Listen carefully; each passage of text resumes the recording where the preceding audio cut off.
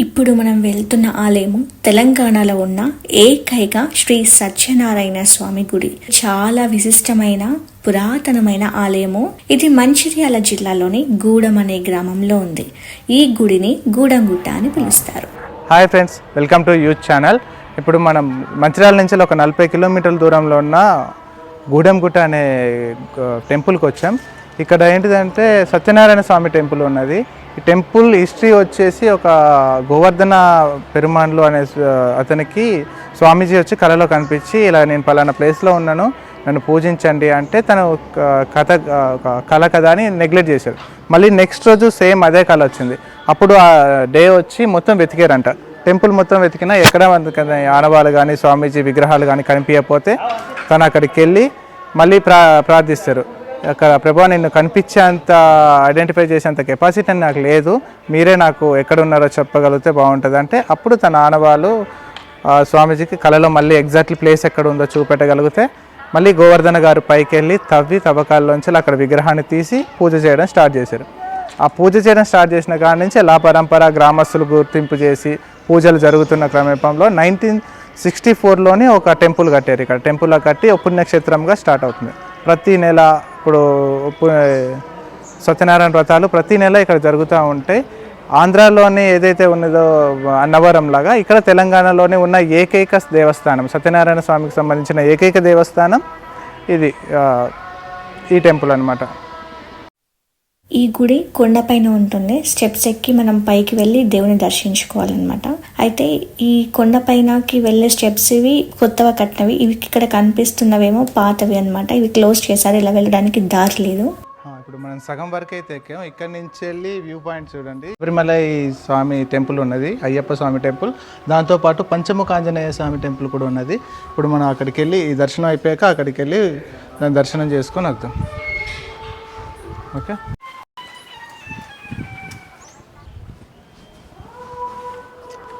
సగం దూరం వచ్చాక మనకి ఆంజనేయ స్వామి విగ్రహం ఉంది ఇక్కడ. దీన్ని దర్శనం చేసుకుని దీని పక్కనే నవగ్రహాల్లో పూజ చేసుకునే వాళ్ళకు కూడా నవగ్రహాలు ఉన్నాయి.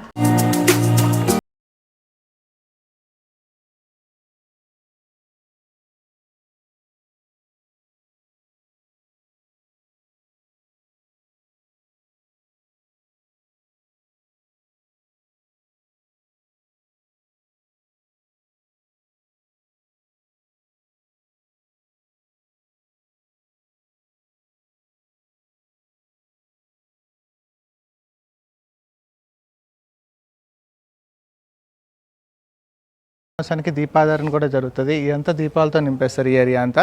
అండ్ ఇప్పుడు కొత్తగా ఇక్కడ స్వామివారి కళ్యాణం జరగబోతుంది. ఫిబ్రవరి 21వ తారీఖు చాలా ఘనంగా జరుగుతుందంట. దానికోసం ప్రిపేర్ అవుతున్న ఈ కళ్యాణ మండపం. ఇక్కడ ఈ కళ్యాణ మండపం నుంచి వెళ్ళి పార్ట్ ఆఫ్ గోదావరి, ఇటు పక్కన చుట్టూ పొలాలు, పత్తి చెట్లు తెల్లని చాలా అద్భుతంగా కనిపిస్తున్నాయి. మీరు వస్తే చాలా బాగుంటుంది. పాసిబుల్ అయితే అందరు ఫ్యామిలీతో వచ్చి వ్రతం చేయించుకొని విజిట్ చేయాలి. ఎవ్రీ వీక్ లేకపోతే ఎవ్రీ మంత్ ఖచ్చితంగా ఏదో ఒకరైతే సత్యనారాయణ వ్రతం చేసుకుంటూ ఉంటారు ఇక్కడ.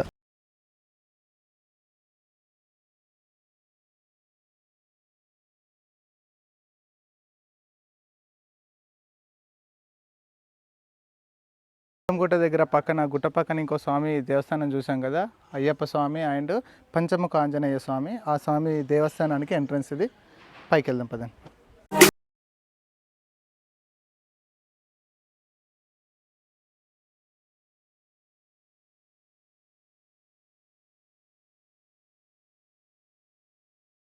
ఆంజనేయ స్వామి దేవస్థానం అంటే 5 ముఖాలు ఉంటాయి పంచముఖ ఆంజనేయ స్వామి దేవాలయంలోనే.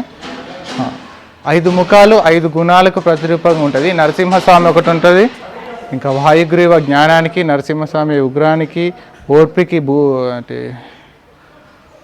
వరాహమూర్తి, తర్వాత గరుడ వాహనుడు ఉంటారు, అండ్ ఆంజనేయ స్వామి రూపం ఏదైతే చూస్తాం ఇవన్నీ కలిపి పంచముఖ ఆంజనేయ స్వామి దేవస్థానంగా ఇక్కడ ప్రత్యేకత ఉన్నది. చాలా తక్కువ ఉంటాయి పంచముఖ ఆంజనేయ స్వామి దేవస్థానాలు.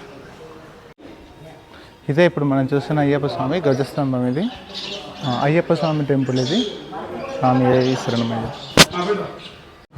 ఇక్కడ అయ్యప్ప స్వామి టెంపుల్లో ఉన్నాం మనం. ఈ అయ్యప్ప స్వామి టెంపుల్ ఏంటిదంటే శబరిమల వరకు ఎవరైతే వెళ్ళలేరో దగ్గరలో ఉన్న అయ్యప్ప మాలలందరూ వచ్చి ఇక్కడ మాలను వివరించుకోవడం, దీక్షను పూర్తి చేసుకోవడం కూడా జరుగుతుంది. ఇది కొండపై నుంచి తీసిన వ్యూ. ఇక్కడ పక్కనే గోదావరి నది కూడా ఉంటుంది. ఇక్కడికి వచ్చేవారు ఆ నదిలో స్నానం చేసి ఈ టెంపుల్ ని దర్శించుకోవడానికి వస్తారు. ఇది గూడెంగుట్ట సత్యనారాయణ స్వామి, అలాగే పంచముఖ ఆంజనేయ స్వామి, అయ్యప్ప స్వామి టెంపుల్ ఫుల్ ఇన్ఫర్మేషన్. ఈ వీడియో మీకు నచ్చినట్లయితే like, share, subscribe, comment YouTube channel.